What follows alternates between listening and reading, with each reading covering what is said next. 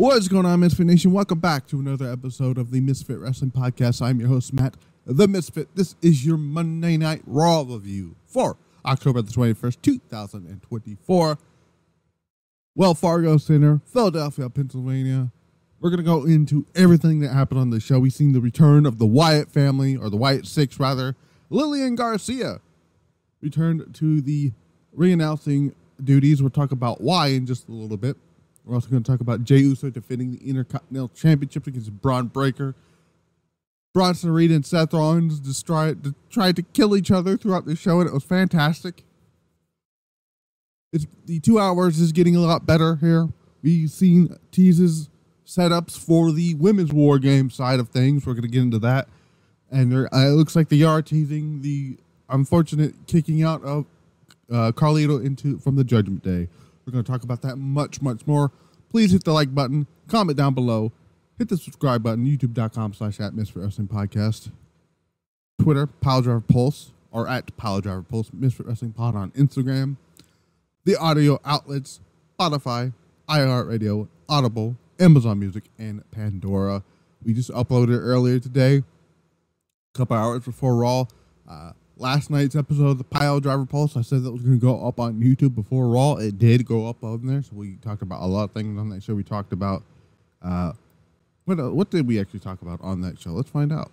We talked about the Motor City Machine Guns making their debut. We talked about Bryan Danielson possibly returning. We talked about the interview that Bo Dallas did with USA Today Sports about the Wyatt Sicks and him continuing his legacy with of his brother and all that stuff. All that stuff is up on the channel now. You can go look it up. Over almost 2 hours long. An hour, 53 minutes and 30 seconds. Almost 2 hours. So, yeah, there is that. Yeah, some unfortunate news. I mean, depending on you ask. Samantha Irvin. Yes, Samantha Irvin. As you can see, she's in the thumbnail of this video and in this review and in the title. Samantha Irvin left WWE. She put out a statement that you can find the statement here on social media that kind of rocked everyone's socks off. So she put out a statement saying, and I quote, WWE Universe, my time has come to an end as your Monday Night Raw ring announcer. I love you tremendously, and this does not mark the end of my art. I have a lifetime more to share. Thank you to every WWE fan who accepted me. To the women's locker room, you are the most incredible group of people on the face of this earth. I am beyond proud to be your colleague and friend. To the crew and cameraman, I can't thank you enough for the encouragement and excuse me, the laughs. You created such a wonderful, positive environment for me. I love you all. To the WWE superstars, past and present, I thank you. I have thanked you since 1989, and will continue to thank you for the rest of my days for entertaining us, for raising the bar over and over again, for risking your bodies and finding new ways to keep us shocked and wanting more. There's no form of entertainment like this, and not just any entertainer can be a WWE superstar. That's true, or wrestler in general. The respect I have for you is more than I can express.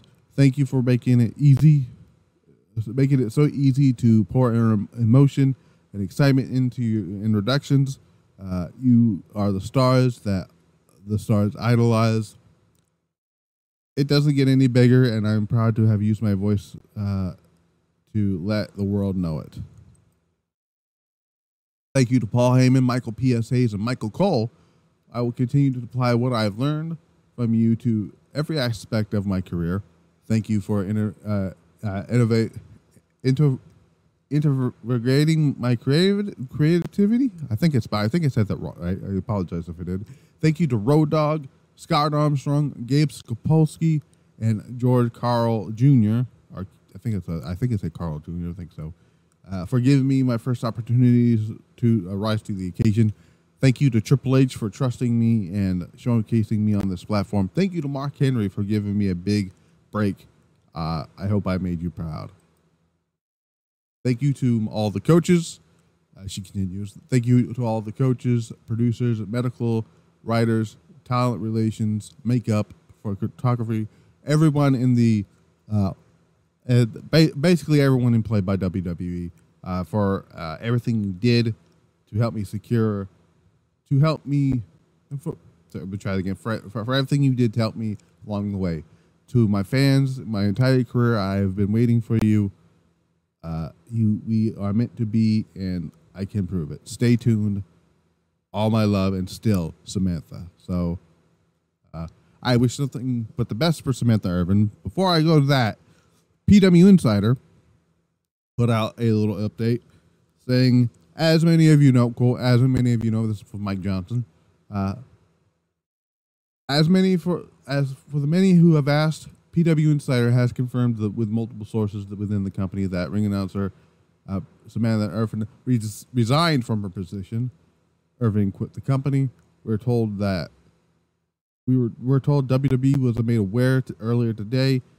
It was not the case of her being released. As far as why she opted to exit the company, that has still been unconfirmed. I also want to talk about WrestleVolts, who put out a tweet earlier saying, and I quote, I'm told the news of Samantha Irvin leaving the company has genuinely shocked a lot of people backstage at Raw in Philadelphia this afternoon. So, and people are like, oh, well, she could go to AEW. Well, Ricochet pretty much put a stop to that and said, and I quote, ha ha ha, she's not coming to AEW. You can all rest now. Rest easy or whatever. So, one of my favorite calls from Samantha Irvin happened earlier this year. The emotion she poured into the call when Cody Rhodes finished the story. Her call to Gunther, when she calls Gunther, when she says Ludwig Kaiser, and the way she says Chelsea Green. She was one of the GOATs, top 5 ring announcer, for sure, in the world of pro wrestling, that is. But I wish nothing but the best in the future for Miss Samantha Irvin. We'll see what she goes into next. So, but I'm happy to see what she does next. But who came back tonight was Lillian Garcia. Technically was her last. Jacob Fatu had his first singles match in WWE. His very first singles match against Cody Rhodes in a dark match. That's pretty cool. But yeah, Lillian Garcia came back tonight. She was a little rusty, but it's been a long time since she's been doing this. Apparently she's back full time. That's what a lot of some people have said. That's why I've heard. I'm not entirely sure if that's correct or not. But we'll see on that front there. But Monday Night Raw opened up with a brawl. So as soon as the Raw went on the air, right? You know, Joe Tessitore and Wade Barrett, greeted the audience, all that stuff here. And then the next thing we know, Bronson Reed and Seth Rollins are beating the shit out of each other. They make it to the ring. People are trying to, contain them and whatnot. Rollins was put up on top of the announce table, and Bronson Reed decided, I'm going to try to go for the tsunami. He hits the tsunami, but Rollins moves out of the way. And at one point, he power bombed a security guard on top of a bunch of security from the announce table, which was beast. And that kind of set that stage there. So we'll get into more of that, because this happened throughout the show here. So then we got our first of 2 World Tag Team Championship Tournament matches. It was the Authors of Pain with the Final Testament, and technically the Miz was out there too. somehow versus the New Day first round matchup. I guess this is a first round matchup somehow. I don't. Apparently, the one from the Viking Raiders, not Viking Raiders, the War Raiders, last week was a whatever, right? So yeah. Before let me see. So before this match, we seen a backstage segment with the Sky Pirates. They're getting ready to talk about what happened last week with Jakara Jackson and Lash Legend. They're going to be on NXT tomorrow, which I will be here for to go over that show. Which I'm going to actually, I'll talk about NXT, big NXT news after I get through the Raw review. So when I run through NXT tomorrow. Anyways, Liv Morgan and Raquel Rodriguez decide to butt in like they matter at this point, right? The Sky Pirates aren't going to have any of that. So they challenge those two to a tag match, and it ends up getting a tag match. We'll talk about that in just a little bit. That setting the seeds for WarGames. So we'll talk about that in just a little bit. But back to the New Day versus the Authors of Pain. This was more about the post match here. So the Miz is out here. R-Truth no longer is confused. He just attacks the Miz, and Cross and them are coming after here and all that stuff here. But Kofi rolls up Razor for the win, and the New Day advance here. They're trying to celebrate here. The Final Testament start beating up, and the Miz start beating up R-Truth. Kofi wants help. Wood's not doing that here, and then you hear the lights go off, and the crowd loses their shit. The Wyatt Sicks shows up.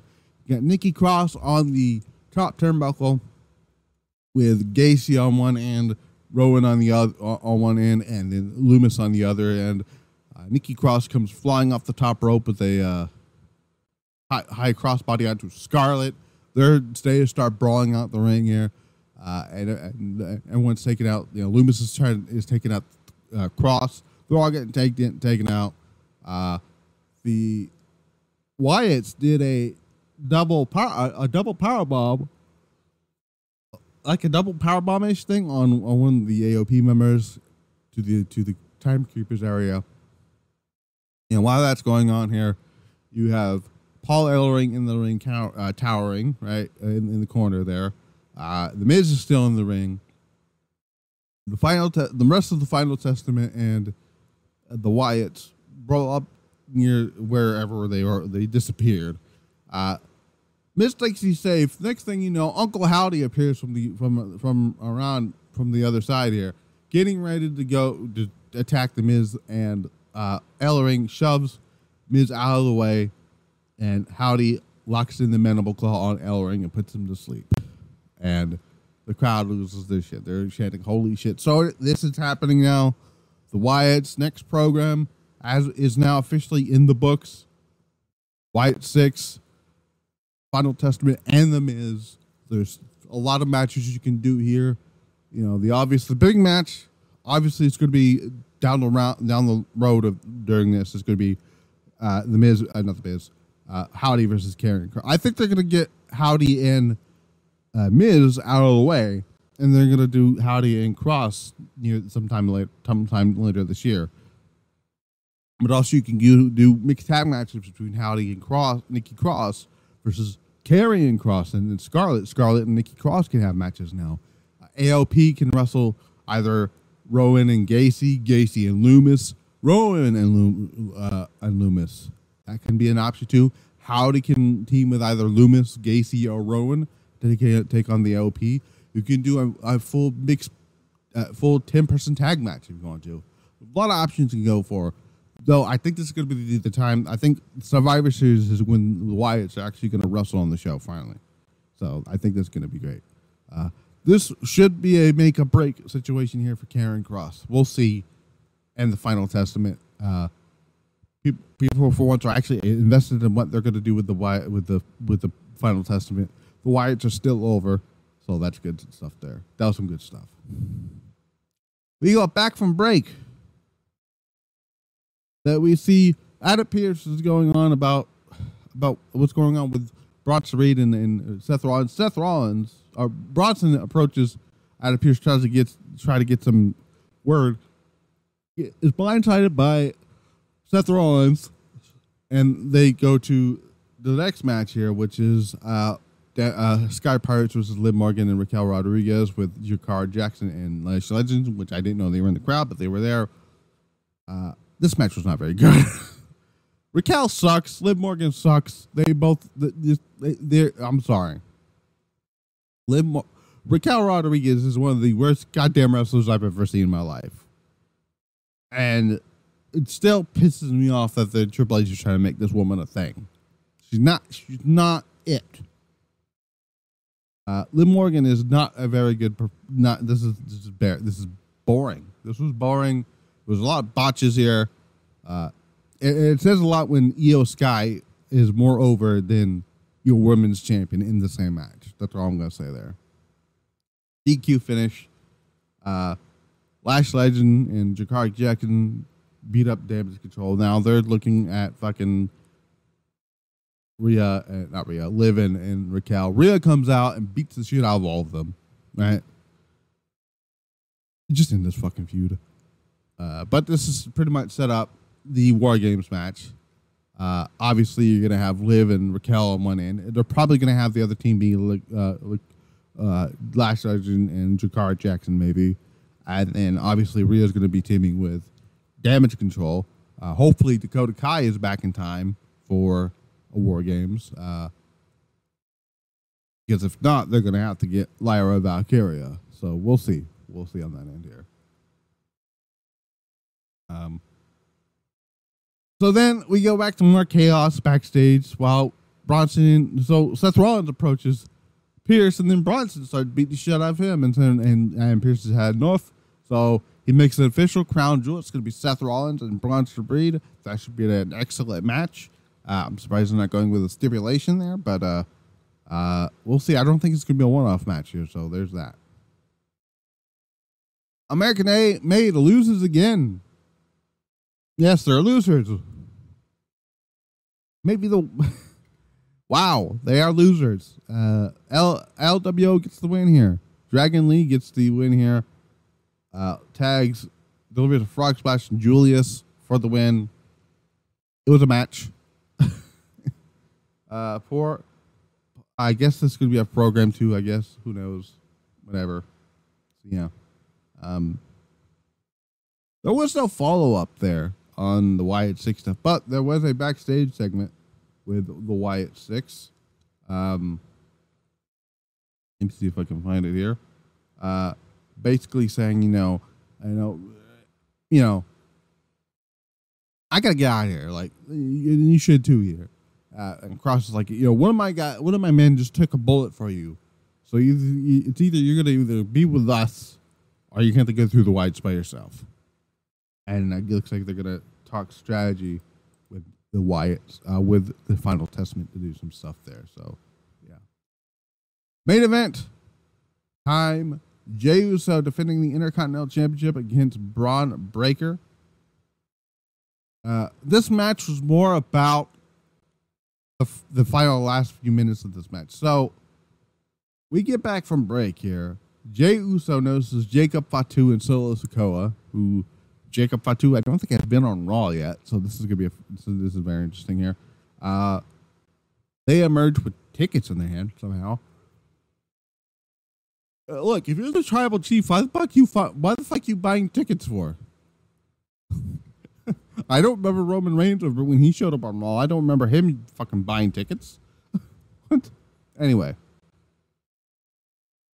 Solo's saying to Jey, so he's trying to help him retain the Intercontinental title. Braun blindsides Jey from behind. This goes on here. Jey Uso starts taking out the Tongans.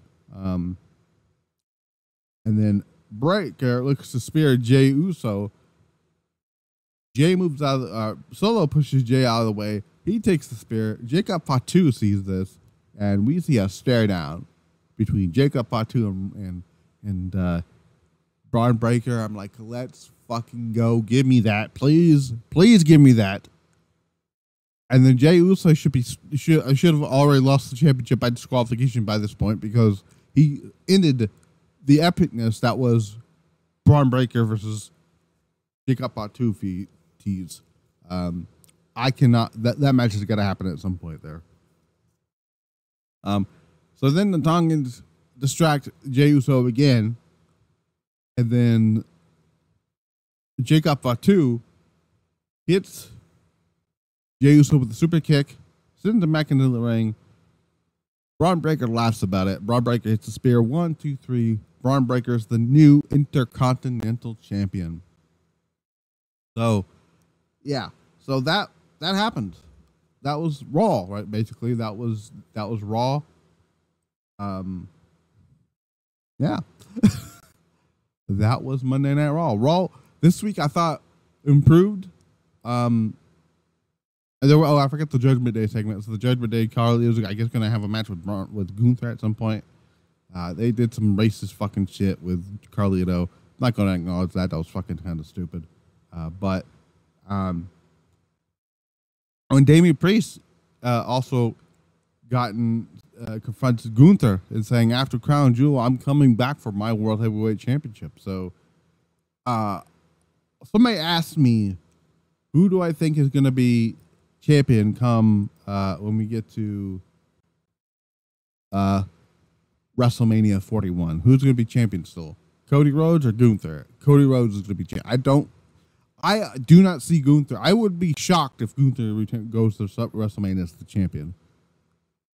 Right? Because right now, there is no obvious challenger for WrestleMania for Gunther. The obvious one is now out with injury. So there is that. But yeah, this week, again, they're slowly improving on the 2 hours.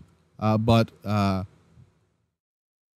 they are seemingly going to go back to the 3 hours, according to PW Insider. Let's see if I can find it here. So PW Insider said today that based on multiple sources, WWE sources, the expectation in recent days is that Raw will return closer to 3 hours when the show moves to Netflix in January. One source believes that it will revert back to 3 hours. And I said 2 hours, 40 minutes sounds like a sweet spot there. So there is that. Also, earlier today, PW Insider said in recent days there's been talk of SmackDown going to a longer time slot and starting in January 2025, possibly 3 hours. WWE wants to do everything they can to holster up their relationship that they have had over the years with the NBC Universal going forward. So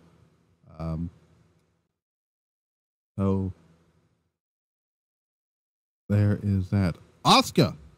Let's give some news here. Asuka. I don't know. I may have said this in the Power Driver post yesterday, but Asuka said her recovery is going well. She will be back very, very soon, so that's pretty good here. Pretty cool. Earlier today, it was announced, earlier this morning, WWE announced, or it was earlier this morning, WWE announced that NXT will be taking place on Wednesday, November 16th at the 2300 Arena, the former ECW Arena in Philadelphia, Pennsylvania, which is ironic because, we've seen NXT talent on the show today. This episode will air live on the CW at 8 p.m. Eastern. Tickets will go on sale tomorrow, October the 22nd, 12 p.m. Eastern Standard Time, 9 p.m. Pacific Time at 2300arena.com. Fans can purchase tickets during an exclusive pre-sale by visiting said website here using the code NXT Live starting tomorrow at 10 a.m. Eastern Time until 11:59 Eastern Time. The city. So here's what Shawn Michaels had to say. He said the city of the city of Philadelphia has a rich wrestling. Let me try it again. The city of Philadelphia has a rich wrestling history, and we're excited to bring a night of unforgettable action to such a storied venue. In April, NXT Stand and Deliver was the most attended NXT event with 16,545 in attendance at the Wells Fargo Center as part of WrestleMania 40's weekend, Philadelphia. In November 2023, WWE and CW announced a 5-year agreement to bring NXT to the broadcast. Yada there, which is kind of funny that Julia is going to be there. Because funny enough, Stardom was at that same venue that weekend, so that's pretty cool there. Speaking of NXT, Halloween Havoc is no longer NXT Halloween Havoc. It's now WWE Halloween Havoc. I don't know when they rebranded that, but they did. So that's going to happen this Sunday, actually. It's happening this Sunday on Peacock. I will be here to cover NXT, or not, Halloween. I could get used to that. I'm going to be here to cover Halloween Havoc on Sunday night. Obviously, we're going to have 2 women's matches take place on NXT tomorrow. We have Julia and Stephanie Vicaire is going to take on Fatal Influence, and Guy Pirates taking on Jakar Jackson and Lash Legend. And then on Wednesday, and then on Saturday, and then Friday, we're going to have DIY versus Motor City Machine Guns. The winner of that match is going to take on the Gorillas of Destiny for the WWE Tag Team titles. We have game number 7, match number 7 between Andrade and Carmelo Hayes. Halloween Havoc, we got the main event of the NXT Championship match. Ethan Page challenging Trick Williams in a rematch in a Devil's Playground match. Obafemi and we'll have another shot at the NXT North American Championship against Obafemi, or not Obafemi, against Tony D'Angelo in a TLC match, and also Cora Jade will team with NXT Women's Champion Roxanne Perez to take on Stephanie Vicaire and Julia, all happening this Sunday at Halloween Havoc. So that is what's going on this week in the realm of WWE. Also this weekend is the start of the Goddess of Stardom Tag League. I will be here for that too. So, oh my God, I don't know how I'm going to do that. Shit. Oh no. All right, so I might have to record that episode earlier in the day to get that out of the way. Because Halloween Havoc is going to be its own thing. I'll let you guys know here and there. This is another short episode, doing short reviews now because the show is 2 hours, so it's not going to be, normal 30 to 40 minute review. So I don't really have anything else to add here. Yeah, next week we're going to have a triple threat match. The War Raiders, LWO, and oh my God, who's the New Day. I believe the winner of that match is going to take on the Judgment Day for the World Tag Team Championships. I'm assuming the War Raiders are going to get that win here. By the way, they had a War Raiders vignette on the show tonight. I don't know if they call them Hanson Rowe yet. They're probably just going to still call them Ivar and Eric, but yeah, it's what it is here. But until then, I will see you back here for NXT tomorrow. I've been Matt the Misfit. This has been the Misfit Wrestling Podcast. Until then, we're out.